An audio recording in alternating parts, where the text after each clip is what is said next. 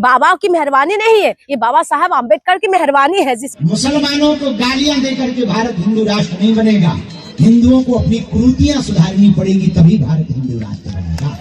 नमस्कार दोस्तों, लगातार जो है बाबा बागेश्वर का वायरल होते हैं, जो ये मुसलमानों के प्रति नफरती बयान दिखाई देते हैं। लेकिन आज आप मुसलमानों के लिए जो उन्होंने बोला है वो बयान थोड़ा मैं आपको सुना देती हूँ। मुसलमानों को गाली देकर भारत हिंदू राष्ट्र नहीं बनेगा, हिंदुओं को अपनी कुरीति सुधारना पड़ेगा, तभी भारत हिंदू राष्ट्र बनेगा। उनकी यहाँ तो कटना ही कटना है, जहाँ देखो वहाँ कटना है। भगवान ही बचाए, हमें कुछ बोलना नहीं। उनकी यहाँ तो 3 बार हूँ और तलाक।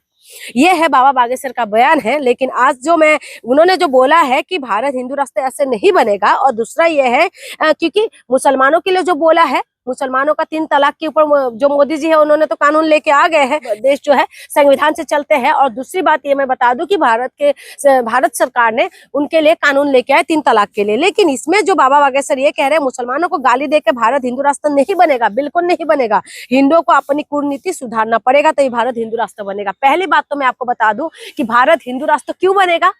भारत संविधान से चलते हैं।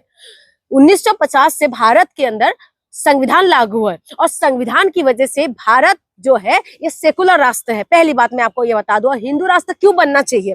हिंदू राष्ट्र, हिंदू को मजबूत होना चाहिए, हिंदू को पढ़ाई लिखाई में आगे करिए ना, हिंदू को साइंटिफिक तरीके से आगे बढ़ाइए। और जो आप कह रहे हैं ना कि हिंदुओं के अंदर जो कुनीति है उसको सुधारना पड़ेगा, बिल्कुल सुधारना पड़ेगा। क्योंकि हमारी हिंदुओं के अंदर इतना ज्यादा कुनीति है कि हम हिंदू जो है अपर कास्ट हिंदू, निचले कास्ट हिंदू को हम कुछ समझते नहीं है। ST SC OBC को तो हम लोग जूती समझते हैं। दलितों की बेटियों के साथ तो हमें याशी बनाने के लिए चाहिए, दलितों की बच्ची को तो हमें उठा के लेके जाना है, उनके साथ बलात्कार करते हैं, और उसके बाद उनको इंसाफ मिलने के लिए दर बदर भटकते रहते हैं। तो उनको इंसाफ कौन देगा? दलितों के साथ इंसाफ कौन करता है? बिल्कुल सुधारना चाहिए। क्योंकि अभी आप एक बात बताइए बाबा बागेश्वर जी, जो आप कह रहे हैं कि हिंदू राष्ट्र बनाना है, हिंदू राष्ट्र की मांग करने वाले आपसे मैं ये सवाल करती हूँ कि आप मुझे ये बता दीजिए, अभी UGC आए थे तो उसमें आपका बयान क्यों नहीं आया?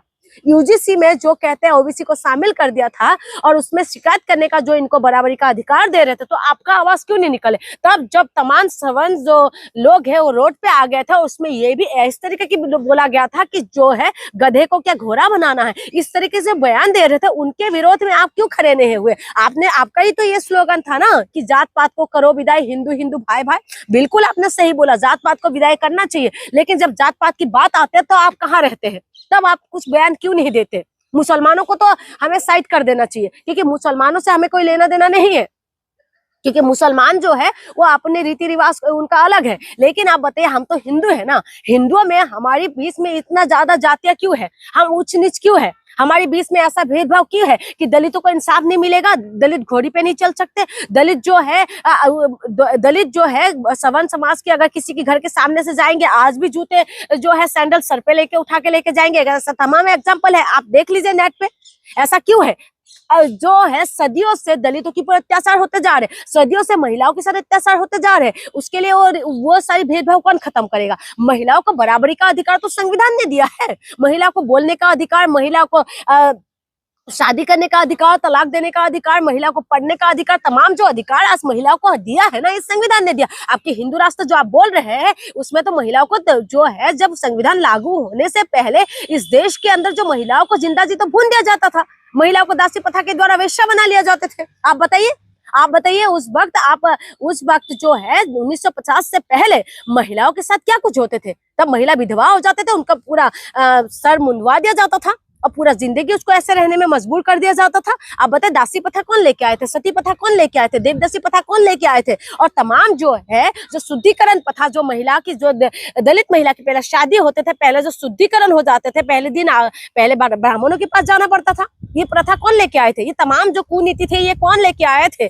आप इस बात का सवालों का जवाब दीजिए। 1950 से हमारे देश के अंदर संविधान लागू है, और महिलाओं को सम्मान और अधिकार जो दिया है ये संविधान ने दिया है। ये किसी बाबा की मेहरबानी नहीं है, ये बाबा साहब आम्बेडकर की मेहरबानी है, जिसके ऊपर हमारी महिलाओं को अधिकार दिया, हम महिलाओं को सम्मान दिया। और जो आप ये कह रहे हैं ना 3 तलाक 3 तलाक हो जाते हैं, उनका 3 तलाक हो या ना हो उससे हमें लेना देना नहीं है। हम मुसलमानों से हमें कोई मतलब नहीं है। आप मुझे ये बताइए कि पहले भी तो जो है हिंदू राजाओं ने भी तो बहुत सारी शादी करते थे ना, 1950 के बाद जब हिंदू कोड बिल आया, उसके बाद ही तो महिलाओं को ये अधिकार मिला। आज जो महिला एक ही पति या उसका डिवोर्स देने का जो प्रोसेस है, जो कोर्ट जाने का प्रोसेस है, जो आपने बताया कि कोर्ट जाते थे, अभी हम लोग 20-30 बार कोर्ट जब पेशी होना पड़ता था, उसके बाद जाके तलाक मिलते थे। ये सारी जो व्यवस्था है, व्यवस्था किसने लेके आए थे कि आज जो तलाक नहीं दे सकते इतना इजीली, या छोड़ नहीं सकते, डिवोर्स नहीं दे पाते, ये सारी व्यवस्था कौन लेके आए? ये सारी व्यवस्था जो है हिंदू कोड बिल के द्वारा हम लोगों को मिले।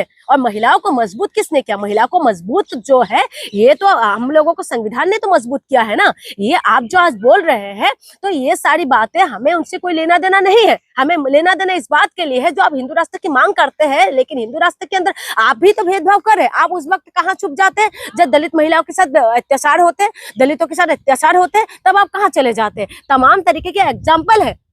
हमें क्या मतलब है कि वो कितना तलाक दे रहा है, कितना नहीं दे रहा है, लेकिन आप ये बताइए ना, आज महिलाओं के साथ जो अत्याचार होते हैं, महिलाओं को जो शादी के बाद दहेज के नाम से जला दिया जाता है, शादी के बाद महिलाओं को दहेज के नाम से जला दिया जाता है, और उसके लिए हमें एक्ट बनाना पड़ा महिलाओं को सुरक्षा देने के लिए। आप बताइए, बच्ची को जो पेट में प्रेग्नेंट होते हैं महिला, उसका पहले टेस्ट किया जाता था, और उसके बाद अगर महिला का बच्ची हो पेट के अंदर तो उसको मार दिया जाता था, उसके लिए भी एक्ट बनाना पड़ा। बताइए, महिलाओं के लिए इतना ज्यादा अत्याचार किस समाज ने किया था? यही समाज ने, यही देश के अंदर ही तो हुआ था। लेकिन उसके बाद तमाम तरीके के कानून आए हम लोगों के लिए। आज देखिए, पॉक्सो एक्ट लेके आए, छोटी बच्ची के साथ बलात्कार हो जाते हैं, उसके लिए क्यों नहीं बोलते? उसके लिए भी कानून लाना पड़ा।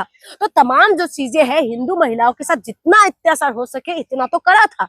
बिल्कुल सुधारना चाहिए। हिंदू सभ्यता के अंदर तमाम चीजें सुधारना चाहिए जो आप लोग 1950 से पहले महिलाओं के साथ करते थे, और उसके बाद भी आज दहेज के नाम से महिलाओं को जलाते हैं, दहेज के नाम से महिलाओं को दफना देते हैं, दहेज के नाम से आज भी महिलाओं के तमाम तरीके के अत्याचार आज भी बर्दाश्त कर रहे हैं। एनसीआरबी का आप रिपोर्ट उठा के देख लीजिए, तमाम महिला गायब हो रहा है, लेकिन उसके लिए आप कुछ नहीं बोलेंगे। क्या ये मुसलमान महिला गायब हो रहे हैं? ये तो हिंदू महिला भी गायब हो रहे हैं ना।